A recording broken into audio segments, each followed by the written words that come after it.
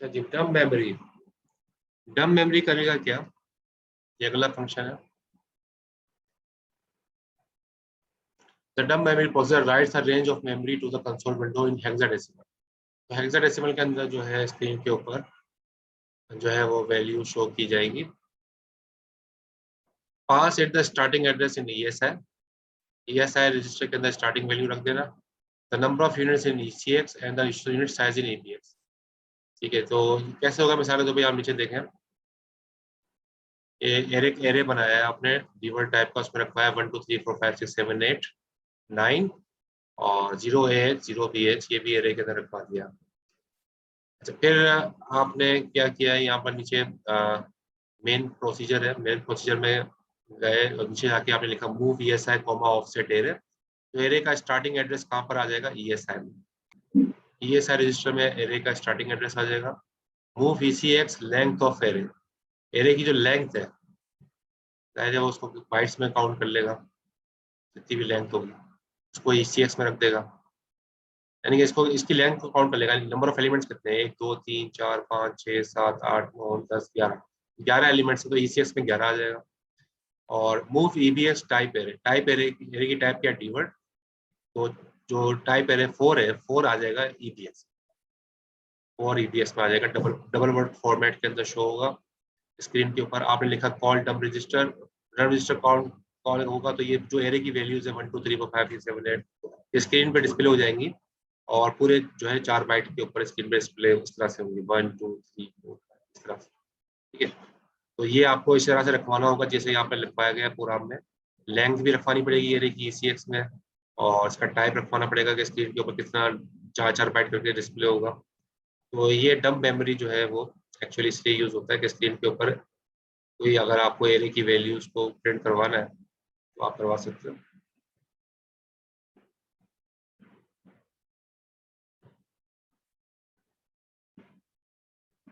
Dump register, call dump register, ये तो आप करते ही हो, पहले ही दिन आपने ये प्रोग्राम चलाया होगा।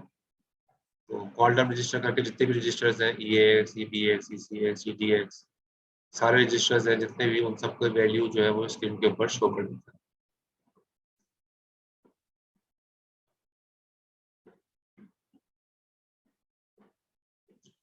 गेट टेक्स्ट कलर, ये आप प्रोजेक्ट में यूज कर सकते हो, मतलब खूबसूरती के लिए।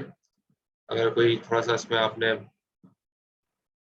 कुछ फैसिनेट करना है अपने प्रोजेक्ट को, तो इसको यूज कर सकते हो गेट टेक्स्ट कलर इस फंक्शन के जरिए। तो होगा कि आप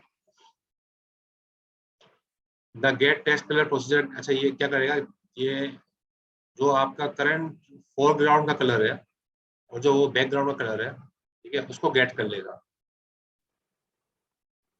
ठीक है, और इससे फायदा क्या होगा? It has no interpretation. It returns the background color in the upper 4 bit of AL and the foreground color in lower 4 bit। AL register के अंदर आपको पता है 8 बिट होती है, तो जो 8 बिट है AL रजिस्टर की, मैं ड्रॉ कर देता हूँ। जैसे AL रजिस्टर है, इसकी 8 बिट है, ठीक है।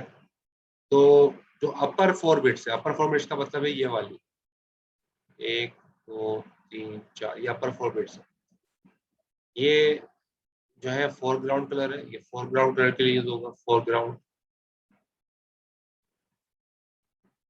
और जो लोअर 4 बिट्स है, लोअर 4 बिट्स ये है 1 2 3 4, कुछ भी हो सकती है, मैंने यहाँ 0 दे दिया। ये लोअर 4 बिट्स है, ठीक है। ये जो लोअर 4 बिट जो है वो बैकग्राउंड कलर के लिए यूज होगी। तो स्क्रीन पे ऐसे ही होता है ना, फोरग्राउंड कलर होता है, जैसे फोरग्राउंड व्हाइट है, बैकग्राउंड ब्लैक है।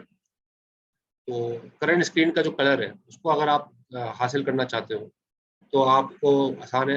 आप डॉट डेटा में गए, आपने एक वेरिएबल बनाया, यहाँ पर कलर के नाम से अपने वेरिएबल बना लिया, कुछ भी नाम रख सकते हैं। आपने यहाँ जाके लिखा कॉल गेट टेक्स्ट कलर, जैसे ही आपने ये इनवाइन का फंक्शन कॉल किया तो जो फोरग्राउंड और बैकग्राउंड का कलर है वो एल में आ जाएगा, और फिर एल से आप अपने वेरिएबल में मूव करा लो। इसलिए होता है कि बाद में जाके अगर आपको वही कलर दोबारा स्क्रीन पे शो कराना है तो कलर से वो वैल्यू दोबारा से आप हासिल कर सकते हो, इस वेरिएबल में वो वैल्यू पड़ी हो। तो ये करंट कलर्स को गेट करने के लिए स्क्रीन के और अपने पास आप सेव कर लो ताकि बाद में यूज कर सको। उसके लिए ये फंक्शन बनाया है गेट टेक्स्ट कलर के नाम से। सही है, क्लियर?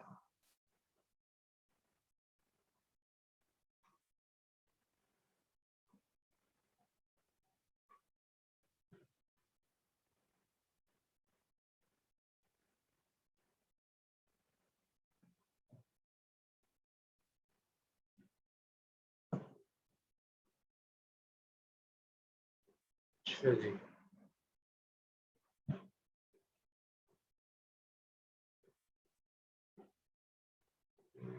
कुछ स्लाइड्स है इसमें।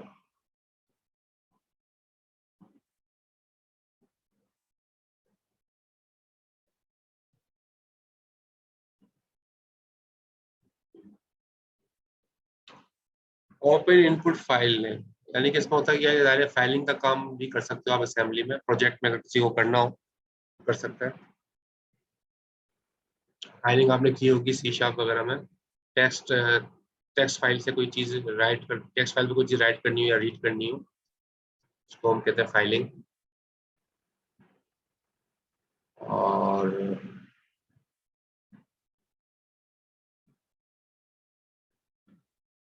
इरवाइन 32 की जो है वो लाइब्रेरी हम इसमें यूज करते हैं। तो ओपन इनपुट आउटपुट फाइल के नाम से एक प्रोसीजर है, ठीक है। तो ओपन इनपुट फाइल के नाम से open input file procedure opens an existing file for input. एक फाइल को ओपन कराना हो, टेक्स्ट फाइल है कुछ भी है, उसको इनपुट कराना हो, उसको ओपन कराना हो ताकि उसमें हम कुछ लिख सकें, उसके लिए ये फंक्शन यूज करेंगे ओपन इनपुट फाइल के नाम से। तो ये देखो नीचे आपको दिखाया गया है, उसमें जैसे फॉर एग्जांपल ये फाइल है my file dot T x T, ये फाइल आपने एक बनाई है। तो फाइल नेम के अंदर ये वेरिएबल है, फाइल नेम वेरिएबल है, बाइट टाइप का वेरिएबल है, और उसके वेरिएबल के अंदर आपने उस फाइल का नाम रखवा दिया, जो फाइल आप क्रिएट कर जो ओपन करवाना चाह रहे हैं, जिसके अंदर आप कुछ लिखना चाह रहे हैं, वो आपने उस वेरिएबल के अंदर रखवा दी फाइल का नाम। जैसे my file dot T x T है, टी फाइल है, तो आप डॉट कोड में जाए, डॉट कोड में जाके आपने क्या किया, move edX offset file name, जो फाइल नेम का ऑफसेट है, स्टार्टिंग एड्रेस है, वो आपने ईडीएक्स मूव करा दिया। और फिर आपने लिखा कॉल ओपन इनपुट फाइल। तो फिर जब आपने ये किया तो अगर वो फाइल मौजूद है, पहले से बनी हुई है, तो वो खुल जाएगी और सक्सेसफुली खुल जाएगी। और अगर पहले से ये फाइल नहीं है, ये फाइल बनी हुई नहीं है, तो जाहिर है वो फाइल नहीं खुल सकेगी और एरर आ जाएगा, इनवैलिड, ये एरर आएगा इनवैलिड हैंडल वैल्यू, ये जो है फाइल मौजूद नहीं है। यानी कि इसका अगर आप सुडो कोड देख लो, उसका सुडो कोड ये है कि अगर ईएक्स के अंदर इनवैलिड फाइल हैंडल है तो ये फाइल सक्सेसफुली ओपन नहीं हुई है। लेकिन अगर ईएक्स के अंदर handle for the open file लिखा है तो उसका मतलब है फाइल ओपन हो गई है, ये फाइल मौजूद थी। तो ये फाइल को ओपन करने के लिए है ताकि फाइल ओपन हो तो उसमें कुछ इनपुट किया जा सके। सर इसमें डॉट टेक्स्ट की सिर्फ फाइल हम लिंक करा सकते हैं या फिर दूसरी भी कोई एग्जीक्यूटेबल करा सकते हैं? आपको फाइल कोई भी हो वो टेक्स्ट फाइल होनी चाहिए, मतलब ऐसा हो, एक्सटेंशन तो आप डॉक भी कर सकते हो, डॉक के अंदर भी टेक्स्ट आ जाएगा ना, तो यानी कि उसके अंदर टेक्स्ट हो और कुछ ना हो। तो टीएक्सटी भी टेक्स्ट को रखता है, डॉक भी टेक्स्ट को रखता है, आरटीएफ भी मेरे ख्याल में टेक्स्ट को रखता है। जो जो एक्सटेंशन टेक्स्ट को होल्ड कर सकते हो वो आप रख सकते हो।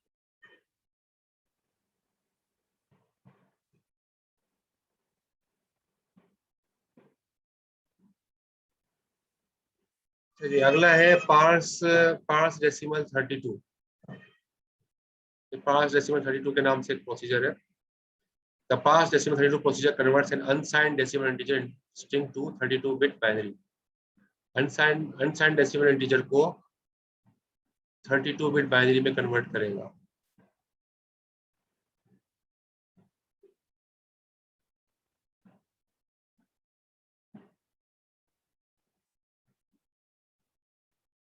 जैसे आप यहाँ पर नीचे देखें, एक वेरिएबल बनाया बफर के नाम से, बाइट टाइप का, उसमें रखा है आपने 8193, और बफर साइज में आपने लिखा डॉलर माइनस बफर। तो करेगा क्या कि वो जाहिर है इसका बेसिक काम क्या है, the parse decimal 32 procedure converts an unsigned decimal integer string to 32 bit binary. यानी कि अनसाइंड डेसिमल इंटीजर को बाइनरी में कन्वर्ट कर देगा। तो बाइनरी में कन्वर्ट करने के लिए हम ये इस्तेमाल कर रहे हैं। तो 8193 जो है इंटीजर है, ये वैल्यू आपने बफर में रखवाई वेरिएबल के अंदर, और फिर आपने लिखा बफर साइज में डॉलर माइनस बफर कर दिया। इसका साइज लिख कर काउंट कर लेगा, ये हम पहले कर चुके हैं, डॉलर माइनस का साइज जो है फंक्शन, डॉलर माइनस बफर करके वो काउंट कर लेगा इसकी लेंथ कितनी है, उस लेंथ को बफर साइज में रख दिया गया। फिर आपने डॉट कोड में जाके लिखा ऑफसेट बफर को आपने EDX में मूव करा दिया, यानी कि इस बफर का जो वेरिएबल है ये आपने EDX में करा दिया, बफर साइज को आपने ACX में मूव करा दिया। फिर आपने लिखा कॉल पार्स डेसिमल 32। तो फिर क्या होगा, ये 8193 ये बाइनरी में कन्वर्ट होकर EX रजिस्टर के अंदर आ गया। आपने यहाँ इंटीजर में लिखा, ये बाइनरी में कन्वर्ट हो गया EX में आ जाएगा। एक तरह से डेसिमल टू बाइनरी कन्वर्जन।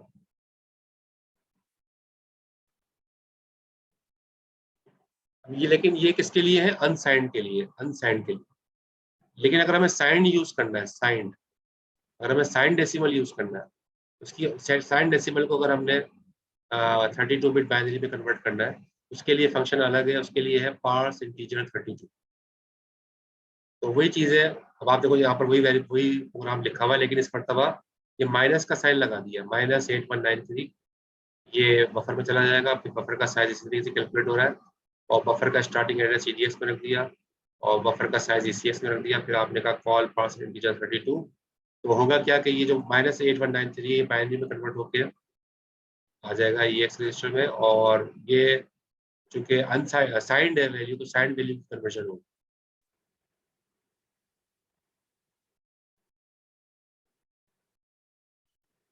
और राइट विंडोज मैसेज, ये क्यों होता है कि जो मोस्ट रिसेंट एरर विंडोज ने जनरेट किया है, हो सकता है आप लोग कोई काम कर रहे हो, कोई आखिरी में एक एरर आया, अब वो आपने क्लोज कर दिया, फिर आप आगे आगे गए, फिर आपने कहा यार ये आखिरी में एरर आया था, वो दोबारा से मुझे देखना है। तो वो आप देख सकते हो कैसे, आप लिखोगे कॉल राइट विंडोज मैसेज। जब आप ये लिखोगे, जो आखिर में जो एरर आया था, मोस्ट रिसेंट एरर आया था, वो आपके स्क्रीन में दोबारा डिस्प्ले हो जाएगा। कभी कभी हमें ये चाहिए होता है कि हमें जो आखिरी एरर है वो दोबारा स्क्रीन में डिस्प्ले करवाना हो, तो आप इससे करवा सकते हो। मोस्ट रिसेंट एरर जो है वो स्क्रीन पे डिस्प्ले हो जाएगा। राइट स्ट्रिंग तो आप कर ही चुके हो, लैब में आसान है। वेरिएबल बनाया प्रॉम्प्ट के नाम से, बाइट टाइप का, उसमें कोई भी आप चीज रख सकते हो। स्ट्रिंग रख दिया आपने, उस स्ट्रिंग को फिर आपने उस स्ट्रिंग का जो, ये जाहिर है प्रॉम्प्ट में आ गया, प्रॉम्प्ट का स्टार्टिंग एड्रेस ऑफसेट आपने EDX पे रख दिया, और फिर आपने कहा कॉल राइट स्ट्रिंग। तो स्क्रीन की स्ट्रिंग, ये जो स्ट्रिंग है एंटर योर नेम, ये स्ट्रिंग जो है स्क्रीन के ऊपर प्रिंट हो जाएगा। आसान सी चीजें आपने कई मरतबा लैब में की है। अच्छा जी, आगे कुछ एग्जांपल्स यहाँ पर दिखा दिए हैं। तो यहाँ देखो प्रोग्राम देख लो, ये कुछ दिया है, dot code call CLR SCR पे सबसे पहले क्या होगा, स्क्रीन क्लियर होगी। ये मूव EX 500, EX में 500 मूव करवा रहा है, EX में 500 मूव करवा रहा है। और फिर लिखा हुआ है कॉल डिले। जब डिले, आपने फंक्शन अभी थोड़ी देर पहले पढ़ा था, डिले का काम क्या होता है कि वो डिले करता है, जो EX में वैल्यू रखवाई है उतना डिले करता है। अब EX को चूंकि 500 मूव करवाया है, तो डिले कितने का आएगा, कितने कितने सेकंड का डिले आएगा, ये कौन बताएगा, कितने सेकंड का डिले आएगा। अगर 500 हमने EX मूव कराया है, तो कितने सेकंड का डिले आएगा, 500 सेकंड का। 500 सेकंड का डिले नहीं आएगा जी। हाँ बिल्कुल सही बताया शागिल ने, 0.5 सेकंड का डिले आएगा, क्योंकि हमने पढ़ा था ना अभी इस चीज से, आज की क्लास में 1000 मिली सेकेंड मिलके 1 सेकंड बनता है, तो 500 मिली सेकेंड जाहिर है 0.5 सेकंड, आधा सेकंड बनेगा। तो शाबाश शकील, आपने बिल्कुल सही बताया। शकील नहीं, शागिल, नाम भूल जाता हूँ, शागिल नाम। अच्छा, कि कॉल डम रजिस्टर करोगे तो इस आपको डम रजिस्टर नजर आ जाएंगे, ये तो आपको पता ही है। अच्छा जी, आगे एक और एग्जांपल दी है, डॉट डेटा में गए, वहां पर जाके हमने एक वेरिएबल बनाया str1 के नाम से बाइट टाइप का, और हमने लिखा है सैमली लैंग्वेज इज इजी, एक स्ट्रिंग है, और उसके आगे नल टर्मिनेटेड स्ट्रिंग है। यहाँ पर हमने लिखा, हमने डॉट कोड में गए, मूव EDX ऑफसेट str1। तो str1 ज़ाहिर है ये वेरिएबल है str1, इसका हमने स्टार्टिंग एड्रेस EDX में रखवा दिया और फिर हमने लिखा कॉल राइट स्ट्रिंग। जैसे ही हमने ये फंक्शन कॉल किया तो ये जो स्ट्रिंग है असेंबली लैंग्वेज इजी ये स्क्रीन पे प्रिंट हो जाएगा और फिर एक लाइन आगे फीड हो जाएगी क्योंकि हमने कॉल CRLF किया है, कैरीज रिटर्न लाइन फीड, जो अगली लाइन पे आपका कर्सर चला जाएगा। ये था। अगर आपने लिखा है असेंबली लैंग्वेज इज इजी, ये भी वही चीज़ है, आखिर में 0DS 0H लगा दिया, एक लाइन खुद ही प्रिंट हो जाएगी और राइट स्ट्रिंग को दोबारा से इसी प्रिंट इसको प्रिंट करेगा। सिर्फ इसमें यह दिखाया कि आप 0DS 0H भी लिख सकते हो, चाहे ये कर लो चाहे CRLF कर लो, आपकी मर्जी। अच्छा जी, ये क्या आपका ये प्रोग्राम क्या कर रहा है, ये मुख्तलिफ वैल्यूज को कन्वर्ट करके दिखा रहा है। ठीक है, जैसे आपने मतलब इंटीजर वैल्यू क्या है, ये वेरिएबल है क्या है, ये सिंबल है वेरिएबल है क्या है, और बताया।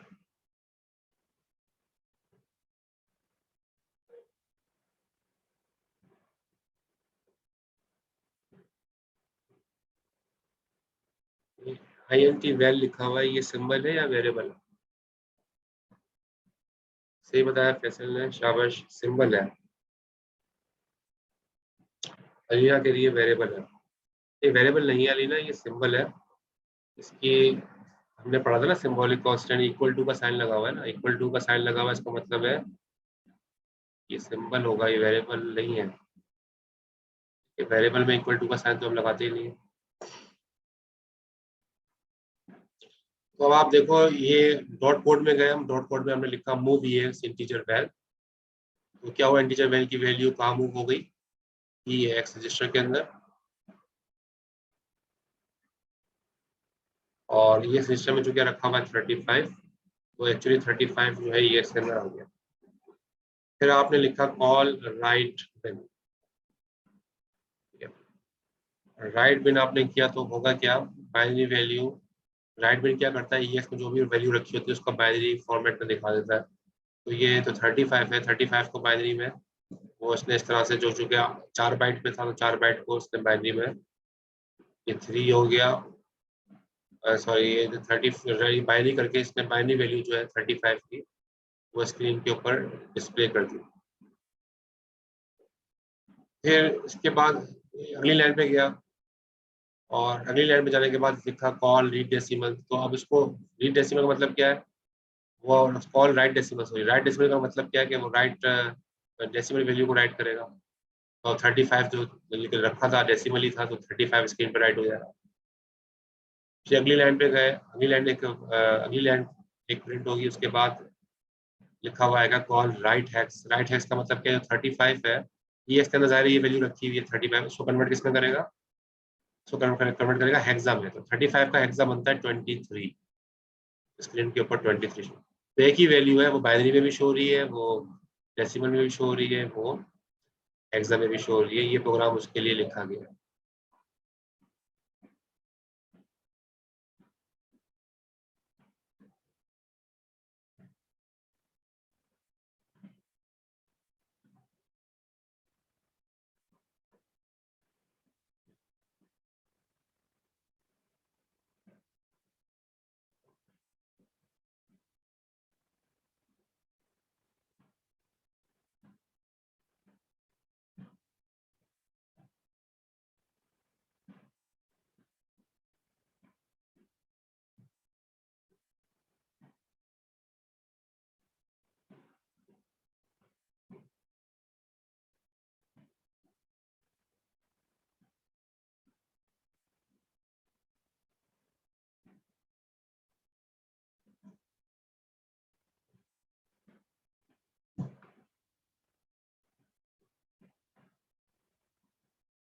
इसके बाद हम गए, यहाँ पे लिखा फाइल नेम बाइट 80।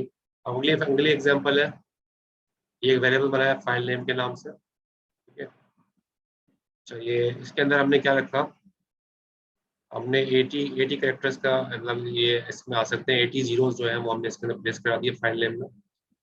और इसके अंदर जो फाइल नेम का जो स्टार्टिंग एड्रेस है वो EDX में मूव कराया, साइज इसका जो है फाइल नेम -1 ECS मूव कराया, फिर हमने लिखा कॉल रीड स्ट्रिंग।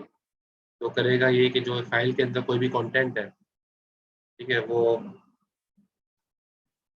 और तो वो जो कंटेंट है जो कि आपने फाइल नेम वेरिएबल में रखा है वो स्ट्रिंग के ऊपर प्रिंट हो जाएगा। सॉरी, ये जो है रीड स्ट्रिंग जो है वो यूजर से स्ट्रिंग रीड करेगा, यूजर से वैल्यू लेगा। ठीक है, रीड स्ट्रिंग क्या करेगा, यूजर से एक स्ट्रिंग की वैल्यू लेगा और किस में रख देगा, फाइल नेम वेरिएबल के अंदर।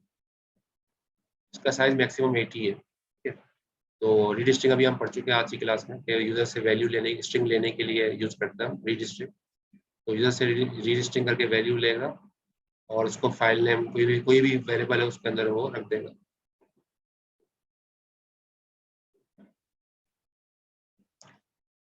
ठीक है, नल बाइट खुद ही आ जाएगा ऑटोमेटिक, यानी कि आपको नल बाइट देने की जरूरत नहीं है। आप जैसे एंटर प्रेस करोगे नल बाइट स्ट्रिंग में खुद ही आ जाता है। नल बाइट है वो स्ट्रिंग, वो ऑटोमेटिकली स्ट्रिंग में आखिर में आ जाता है जब आप एंटर प्रेस करते हो। अच्छा, ये 2 स्लाइड्स और रह गई, ये कर लेते हैं। Move ECX 10। ECX में आपने 10 मूव कराया। मूव EX 100, EX में आपने 100 मूव कराया। तो अब आप देखो क्या हो रहा है, कॉल रैंडम रेंज कॉल किया तो होगा क्या कि जाहिर है एक रैंडम नंबर जो है जनरेट होगा इंटीजर वैल्यू की, जो कि 0 तक 100 के अंदर अंदर 99, 0 से 99 के दरमियान, 0 से 99 के दरमियान रैंडम नंबर जनरेट होगा, क्योंकि आपने 100 रखवा दिया है EX में।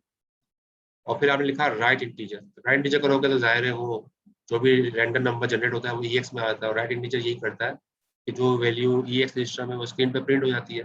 जो रैंडम नंबर जनरेट हुआ है वो स्क्रीन पे प्रिंट होगा, कि अगली लाइन के ऊपर एक लाइन इंसर्ट कर दी जाएगी CRLF के जरिए। और लूप L1, ये कितने कितने रैंडम नंबर जनरेट होंगे, 10, क्योंकि जाहिर है ECX में आपने शुरू में क्या रखवाया, 10। तो 10 रैंडम नंबर जनरेट होंगे। क्लियर है प्रोग्राम? 10 रैंडम नंबर जनरेट होंगे 100 के अंदर अंदर। रेंज आपने 100 रखी है, बल्कि 99 के अंदर होंगे क्योंकि जाहिर है N-1 होता है। तो 0 से 99 तक रैंडम नंबर जनरेट होगा और रैंडम नंबर भी 10 जनरेट होंगे क्योंकि आपने ECX लगाया है। ECX में 10 रख पाया और लूप चला दिया। अच्छा जी, अगला आखिरी स्लाइड है ये। इसमें क्या दिखाया गया है कि आप चाहते हो स्क्रीन के प्रोजेक्ट में यूज कर लेना ये।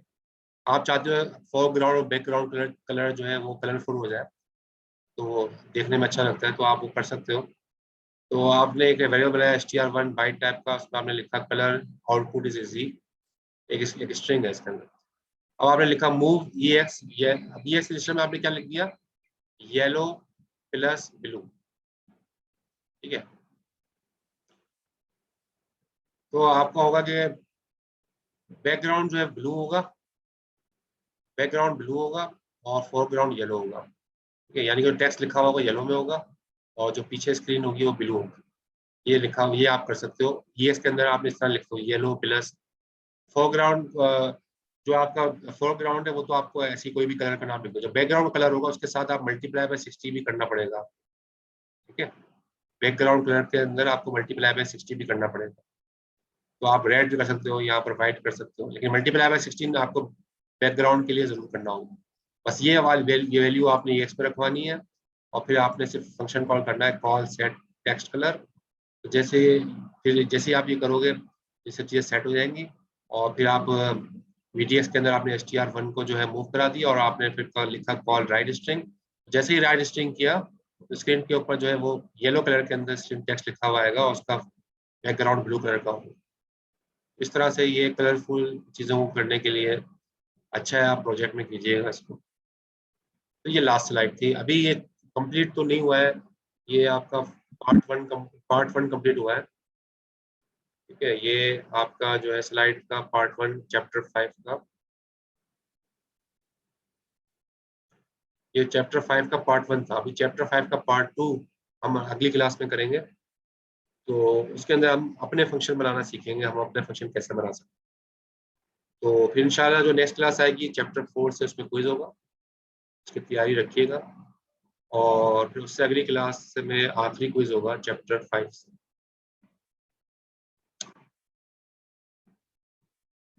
सर चैप्टर 4 के कौन से पार्ट से क्विज होगा? दोनों पार्ट Okay, 1 sir. और पार्ट 2 हमने कंप्लीट कर लिया ना दोनों को, ये पूरा कंप्लीट चैप्टर 4 से। ठीक है, टाइम ऊपर हो गया, 11:36 हो रहा है। इंशाल्लाह फिर नेक्स्ट वीक, सॉरी ट्यूसडे को मुलाकात होगी।